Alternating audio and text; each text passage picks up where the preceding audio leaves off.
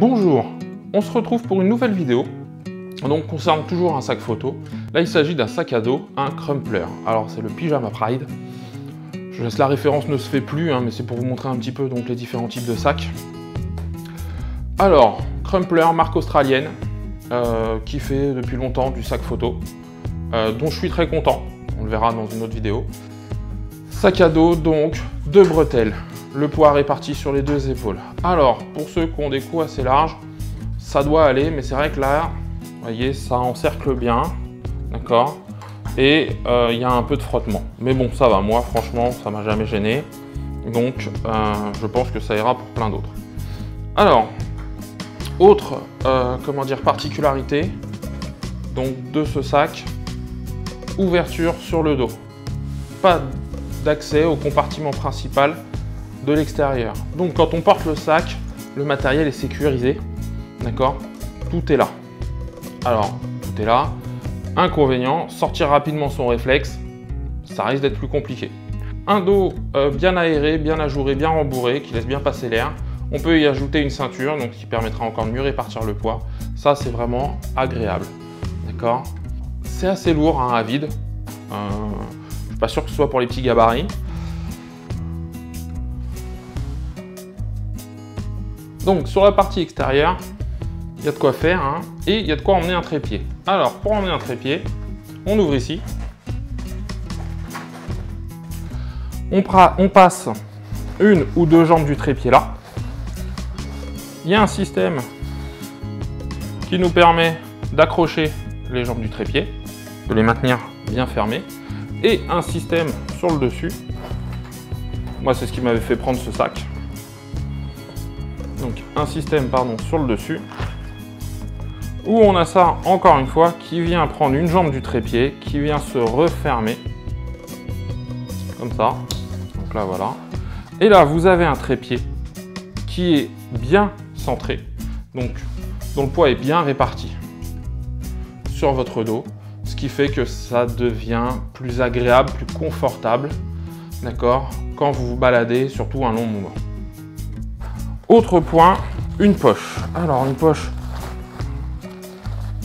voilà, hein. Une poche extérieure, effet personnel.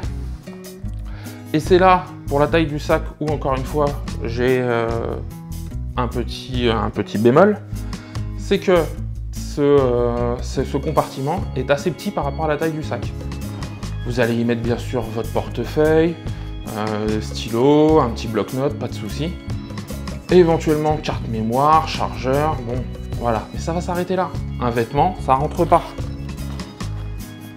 Donc il y a de quoi ranger, hein. Il y a des poches, c'est bien, c'est très bien fini, c'est robuste, ça fait des années que je l'ai. Je l'ai utilisé quelques fois, pas le plus souvent, mais quelques fois. Il n'a pas de marque à ce niveau-là.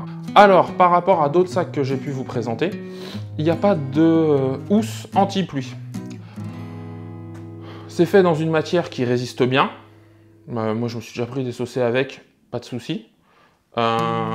Mais est-ce que ça protège mieux que ça? J'ai jamais eu d'eau à l'intérieur, donc je pense que oui, ça protège très bien. Après, encore une fois, hein, bon, c'est une question de choix, une question de goût, par rapport à ce que vous aimez et les conditions dans lesquelles vous allez évoluer avec votre sac. Alors, on va passer à l'intérieur du sac. Pour l'intérieur, je vais déjà commencer par ce qu'il y a derrière ce rabat et ensuite on va voir la partie matériel photo. De ce côté-là, voilà, pour qu'on voit bien, désolé je sors un peu du cadre, une housse pour l'ordinateur portable. Et autre point que j'aime bien, c'est que la housse, en fait, elle est amovible. Donc, vous voulez partir sans l'ordinateur portable, vous avez sa housse qui est à part, hop, housse rembourrée, bien protégée, hein. La partie intérieure, la couleur, bon, je suis pas fan, mais c'est bien fini. On y voit vraiment une qualité assez intéressante, hein, de quoi passer la main voyez, pour le prendre comme ça. Et donc on voit que ça rentre et ça s'intègre parfaitement au sac. Pour la partie photo. Alors pour la partie photo, déjà c'est fermé par une sorte de toile en nid d'abeille. Enfin une toile à jouer, on va dire ça, même c'est du nylon je pense. Là, beaucoup de rangement, beaucoup de séparation. d'accord, hein, il y a de quoi faire. Très sincèrement, je pense que 1 voire 2 réflexes peuvent rentrer, d'accord. Donc des séparations, hein. On peut même y mettre un réflexe ici, je sais pas si vous allez bien voir, mais un réflexe là avec un téléobjectif, ça rentre. Ça pour le dessus, vous voyez, qui protège bien. Donc un réflexe, 3-4 objets sans problème. Une petite housse sur le haut pour tout ce qui est donc transport de matériel. Vous voyez, j'ai encore un séparateur dedans, comme quoi je n'utilise pas tout, hein. Comme les câbles, le chargeur, les batteries. Ça, c'est vraiment intéressant. Et la possibilité, si besoin, d'enlever le compartiment photo. C'est scratché. Et on a accès à la totalité du sac. Maintenant, ce type de sac, avec une ouverture dans le dos, en sac à dos, bon, pourquoi pas, hein, pour dépanner, mais moi, c'est pas ce qui m'intéresse. Alors, je sais pas si vous le voyez, mais voilà moi ce que je vais reprocher au sac. C'est ici, vous voyez, c'est arrondi. Et donc, l'épaisseur, la hauteur, pour ranger le matériel, bah, elle est correcte là. Et là, elle se referme un petit peu. Alors, c'est pas handicapant, il y a beaucoup de place pour emmener du matériel, mais bah, un flash debout, vous n'allez pas le mettre. Sauf peut-être éventuellement au tout début, mais il va falloir souvent le mettre couché. Enfin, vous voyez pas, voilà. Forcément, couché, ça va prendre plus de place. Ça va être mon point négatif.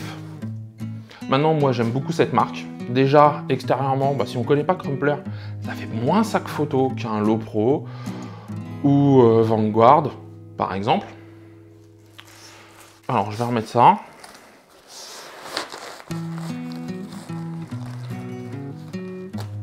Voilà, donc ça se cale bien. Ça ici.